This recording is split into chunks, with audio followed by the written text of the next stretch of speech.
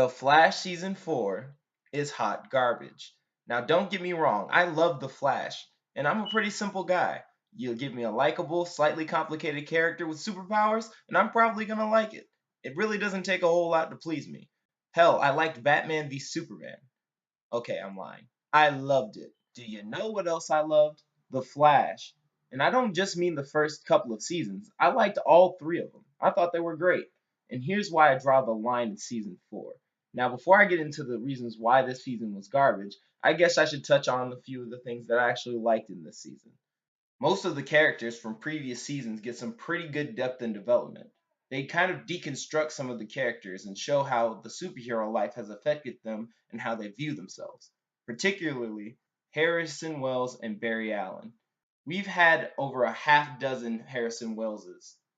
Wellesley, Wellsot. We've had a lot of them, and almost all of them have had one thing in common. They were the smartest guys on their earths. Now, there was only one that wasn't really that smart. He wasn't necessarily stupid. He was just smart in a different way.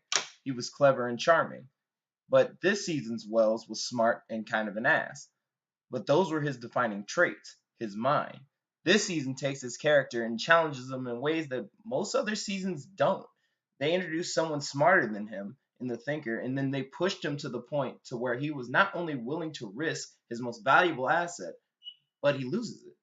This was actually really interesting to watch, and you get to see how it affects him and how desperate he is to stop his brain from rebooting. You really get a sense of desperation from this and how it actually feels like there are stakes in this and that he actually might fully reboot. I really like how at the end of the season he's able to do what the thinker wasn't able to do and let go of his intelligence to become not stupid, but to become smart, but also emotionally intelligent and become a more balanced person. This is good writing. Too bad the rest of the season doesn't have much of that. The other person who gets pretty good writing this season is Bartholomew, so fast he can time travel but not fast enough to catch a break Allen. They took his role as hero and mentor to other humans and actually made it really interesting. Almost everyone that he instructs is killed or almost killed, including his best friends and his wife. Hell, even one of his best friends is actually killed. And it actually means something towards the overall character of Barry Allen. One of the cheesiest parts of the Flash show was how that every episode they had a dumb inspirational speech. The master of giving these speeches was Barry, and it all ties back into his role as mentor and how he feels responsible for the deaths and the almost deaths of the people that he mentors and tutors in being a hero. They even address Barry's emotional issues. We see how the stress of the job causes Barry to act and how he treats those around him. He pushes people too hard, and the speeches he does causes people to believe in him, but it's also directly responsible for their deaths. One of the better episodes of the season was the one where Ralph was on a one man quest to kill the Thinker. Barry talks him out of it, but then he is immediately forced to watch as Ralph is killed by the Thinker instead. This forces Barry to acknowledge his problems with death and letting people go. Before this, it never really occurred to me just how many loved ones Barry has watched die right in front of his eyes. His mother, his father, his wife. Jesus. I think somebody needs a hug. That kind of thing would really mess somebody up, and they acknowledge that. Barry's become detached and kind of emotionless when it comes to that kind of thing, but it distracts him and it makes him unable to move forward and a less effective hero as a result. This is amazing. Why did it have to be in this season? The only other things of note is just the humor. As always, the show is pretty tongue in cheek with some of its jokes and it's pretty funny.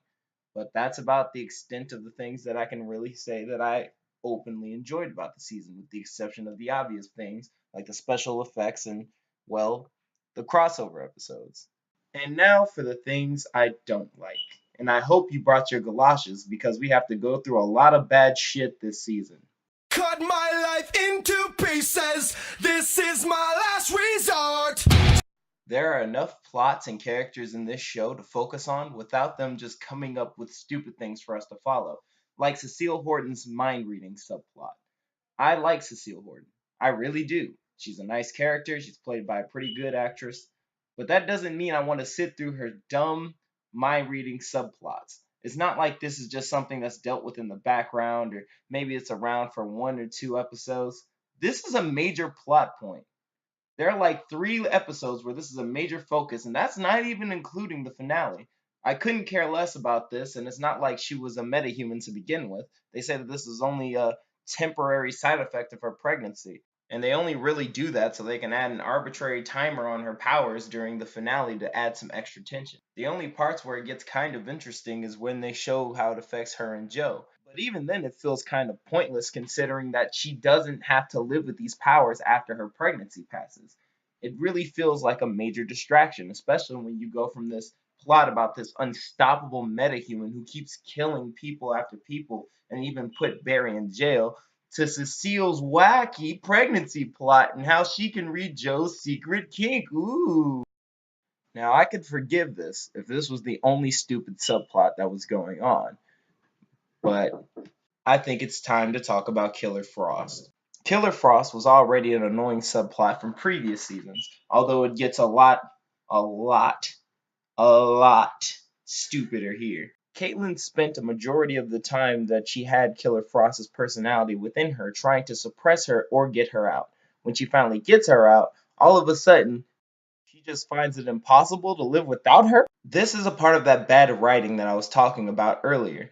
Killer Frost isn't just like a roommate or a friend. She's a literal intrusive personality that keeps stealing her body. Why would somebody openly invite that into them? Literally, no one would act like this. No one wants an intrusive personality to take them over whenever they get upset or scared. That kind of thing should be a burden or a curse. Like, no one wants to be Bruce Banner, but I honestly feel like they could have taken it in a much better direction. How much more interesting would it have been if Caitlyn saw Killer Frost as a burden? She still used her powers to help people, but she still saw her as an intrusive personality. Then, when Dr. DeVoe takes away Killer Frost's powers and therefore takes away Killer Frost, he sees it as an act of mercy, and it causes Caitlyn to have conflicting feelings on DeVoe and his goals. DeVoe doesn't see himself as the bad guy in this. He sees himself as the hero. So if he did more things that acted altruistic, then we could actually buy that. But nope, he just acts as evil as possible because he's the smartest guy on the planet. Because that's how smart people are. They all act like comic book villains. Oh, and I even forgot to mention the dumbest part about Killer Frost. Apparently, Killer Frost existed before the particle accelerator explosion. And this makes no fucking sense. They've established on multiple occasions that Caitlyn got her powers from the particle accelerator. But Charles, there's other people who got their powers and they didn't get them from the particle accelerator. And I'll accept that if you can answer me 2 questions. One, if Caitlyn got her powers before the particle accelerator, then how come this version of Killer Frost looks exactly like the version of Killer Frost from Earth 2? And two, if Caitlyn Ben had her powers, then how come any of the dozens of times that her life has been in danger haven't they activated? It makes no sense. You know, all this overly complicated background and lore, it's starting to remind me of something. What was it? Was it a video game? Oh my god. You went full Kingdom Hearts 2. You never go full Kingdom Hearts 2.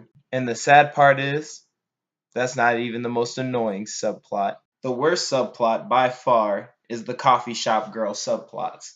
Every time she pops up, the story has to come to a complete halt so she can say something stupid, make everything awkward, and leave. It's not interesting, it's not a twist, and it damn sure ain't as funny as they think it is. The funny part is, this could have been done way better had they just had her show up during a few key fights, not say anything, not do anything, just appear in the background. And then she just keeps reappearing, and slowly, maybe she bumps into a character or two by complete accident, makes a fool of herself, and then we just keep seeing her in the background. Funnily enough, they did something similar to that in the Justice League cartoon.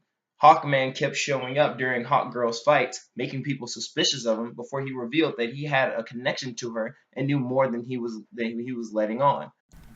It's a little sad when the decade-old cartoon has more maturity than the recent material for adults. But I hear DC has a lot of that going on. And with that, I'm gonna segue into what else was garbage about this season. Cut my life into pieces. This is my last resort. I'm gonna be real with you guys. This video's getting pretty lengthy, and I'm getting kind of sleepy.